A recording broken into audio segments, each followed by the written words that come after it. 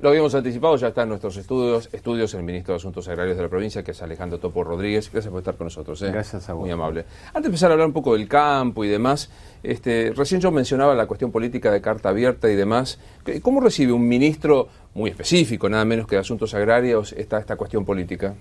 En primer lugar, con mucho respeto, porque en un marco democrático como en el que se vive en la Argentina desde hace muchos años, estos son expresiones de una parte de la comunidad, en este caso de una parte no representativa en términos populares. Se trata de un grupo de inteligencia dogmático, cerrado, que expresa sus opiniones, y en ese sentido hay que tomarlas como lo que son, y nuestra preocupación, nuestra ocupación permanente es reforzar el diálogo, tener una mirada moderada respecto de los asuntos de la agenda pública y social de la Argentina, lo que significa hoy ser muy corajudo.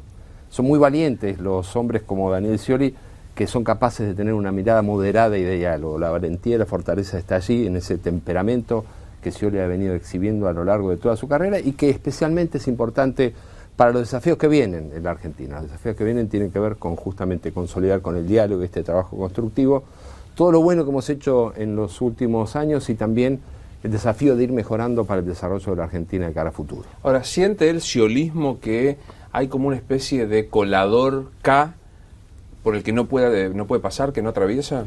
Mire, Néstor Kirchner le legó a la democracia argentina un instrumento fundamental. Es quizás uno de los aportes más importantes que se ha hecho desde la recuperación de la democracia. Las primarias abiertas, simultáneas y obligatorias.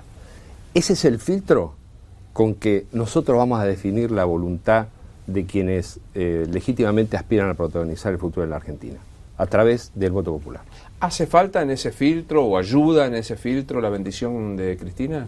Obviamente que son muy importantes las posiciones de todos quienes, en este caso en la Argentina, han hecho mucho para construir un escenario en el que estamos mucho mejor que hace 10 años atrás, y en ese sentido todas esas opiniones son muy importantes. Nosotros estamos convencidos de que todo el peronismo va a consensuar una competencia en la primaria donde lo que importe es efectivamente la voluntad popular, y por supuesto eso no descarta posiciones de ninguno ni las excluye, pero el centro está puesto en el instrumento.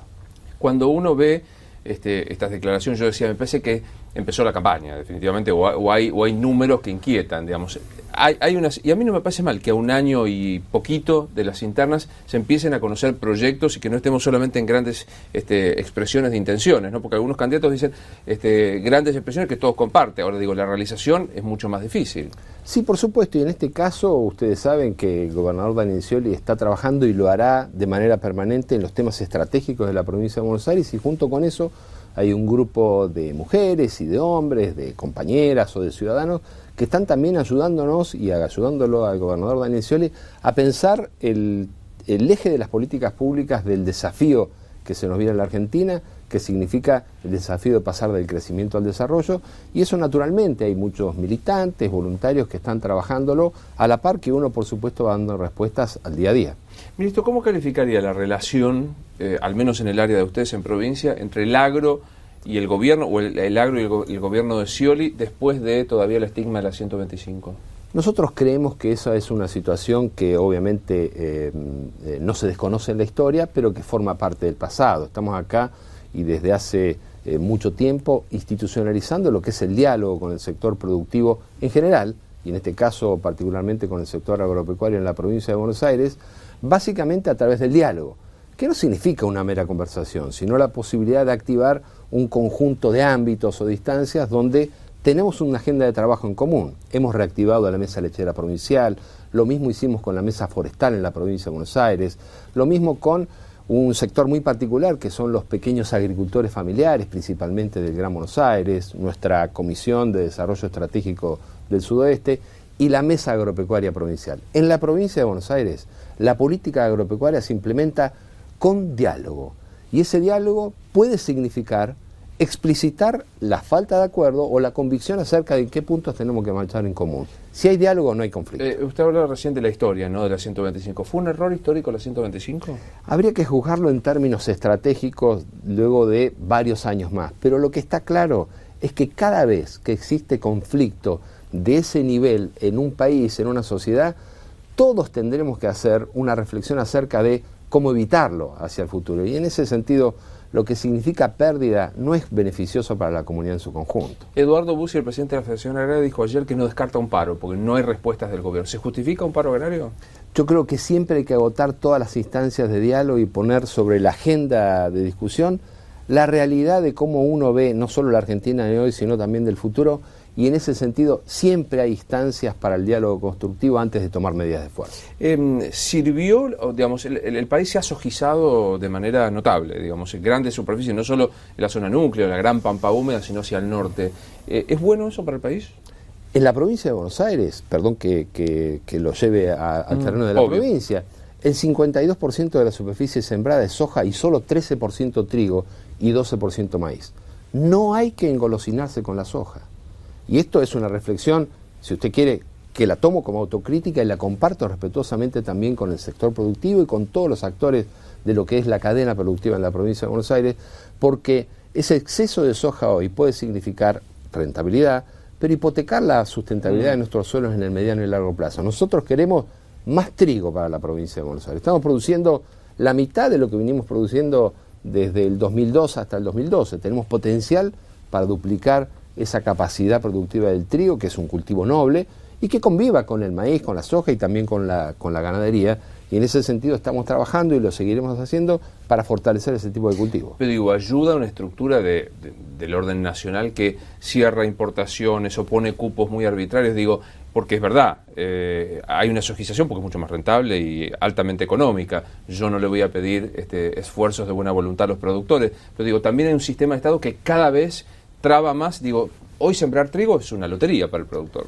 Bueno, seguramente en algunas zonas, en particular en la provincia de Buenos Aires, es efectivamente difícil tomar decisiones de este tipo, por ejemplo en el sudoeste, donde hay una producción muy vinculada al trigo, donde es casi trigo dependiente, y yo estoy para asumir responsabilidades, tanto lo que nosotros podemos hacer como aquello que no pase por mi decisión. Yo tengo la responsabilidad de proponer, influir, plantear alternativas, sin tirar piedras, pero también representando lo que significa la producción de la provincia de Buenos Aires. En ese sentido, he sido escuchado en algunas alternativas y hemos tomado decisiones importantes. Nosotros tenemos una tarjeta del Banco de la Provincia de Buenos Aires, la tarjeta Procampo Trigo, que permite que nuestros productores compren sus insumos, semillas y combustible a pagar a 270 días, a una tasa cero para el caso de los insumos y 8,5% para el combustible.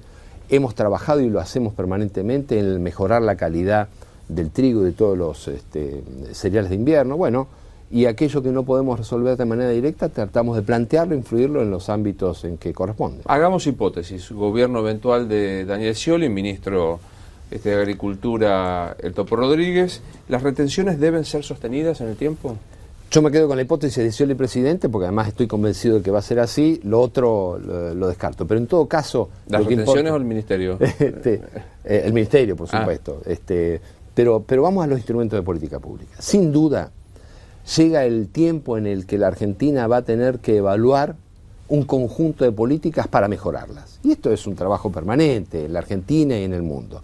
Habrá que marchar hacia un análisis muy razonable que permite identificar por regiones, por sector y por escala de productor qué decisiones tomar al respecto. Sin duda hay que ir marchando en el marco de un gran pacto agropecuario nacional, donde pongamos todos los temas sobre la mesa y además donde no solo estén sentados Estado y productores, que esté la banca privada extranjera. Queremos escuchar qué quiere decir y qué va a poner, porque a veces la banca pública, y normalmente lo hace el Banco de la Provincia de Buenos Aires, pone más que los sectores privados en ese sentido. La universidad, que estén quienes piensan poner ciencia al campo. Y en ese contexto, no le voy a esquivar a la definición, creo que hay que ir marchando hacia el análisis de una redefinición selectiva de retenciones por región, por escala de productor y por sector, porque eso debería llevar a un aumento de nuestra productividad y nuestra competitividad. Esto es interesante, redefinirla, digamos, que no sean parejas para todos, sino mirar qué se produce, dónde se produce y también quiénes son los que producen. Sin ninguna duda, Luis, usted es un hombre del interior y conoce qué es lo que pasa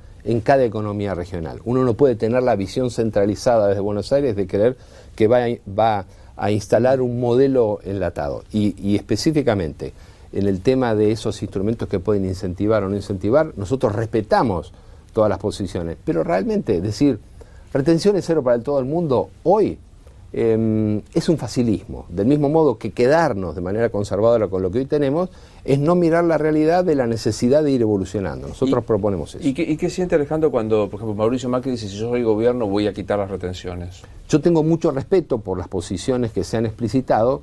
Me parece que hay cosas que se expresan más livianamente cuando uno no tiene responsabilidades en esa materia. Yo no he visto una espiga de trigo ni una vaca en la 9 de julio. Evidentemente son propuestas que se hacen sobre la base de no tener experiencia fina en la administración de una materia y que después, además, no van a poder ser viables. Creo que hay que darse un tiempo para ir planteando los temas de fondo, ver por áreas específicas, además sentar a una mesa y discutirlo también, porque la verdad que presentar propuestas de manera facilista puede servir para una coyuntura, pero no vamos al corazón serio de lo que son. Macri no sabe del campo. No, al contrario, seguramente tendrá quien efectivamente lo asesore. Digo que una cosa es administrar la política agropecuaria, como lo hace Daniel Scioli, en el 40% de la Argentina, y otra cosa es tirar algunas ideas en el centro de Buenos Aires. Volviendo a esto y a la política en general, ¿qué sensación tiene como ministro de gabinete en ejercicio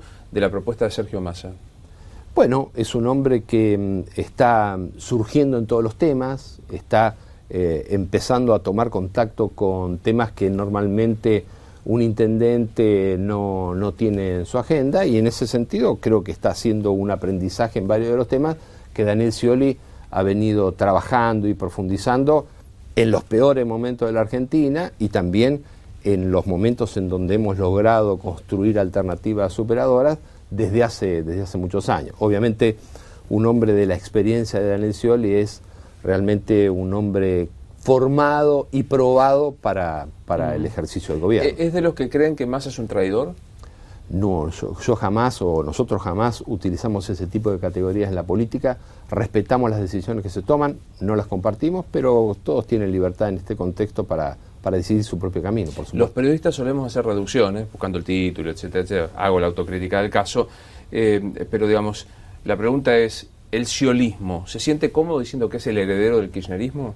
Mire, en la provincia de Buenos Aires nosotros formamos parte fundante de lo que es el peronismo desde muchos años a esta parte, con nuestras debilidades y nuestras potencialidades. En ese sentido somos realistas y siempre ambiciosos en el sentido de poder ir transformando aquello que hemos venido haciendo y superándonos en ese camino. También el peronismo, el justicialismo, es el centro del Frente para la Victoria, que tiene muchas fuerzas.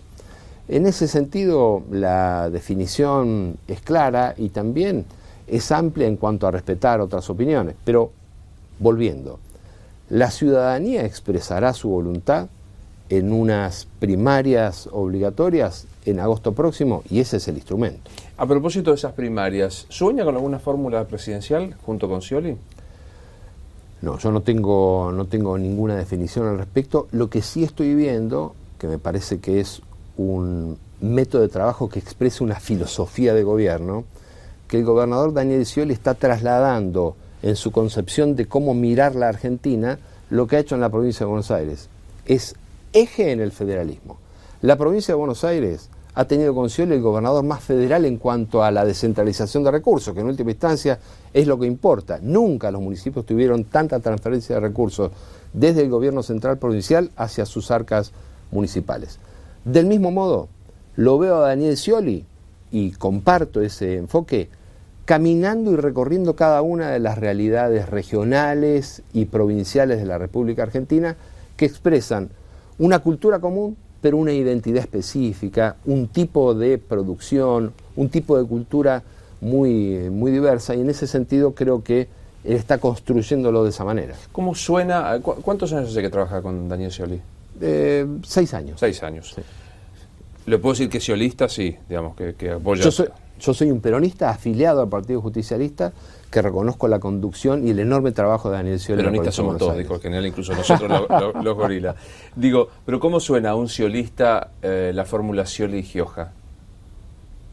Creo que Gioja es un gobernador muy importante de la democracia antes que del peronismo, un hombre que ha sabido siempre sintonizar muy claramente el sentir popular, el sentir sanjuanino y de Cuyo en general, y al que obviamente nosotros respetamos y valoramos, así como hay muchos dirigentes en la Argentina y dentro del peronismo que tienen potencialidad para formar parte de una fórmula, por supuesto. Alejandro, gracias por haber venido. Muy no, amable. gracias a usted. Hacemos una pequeña pausa y enseguida volvemos.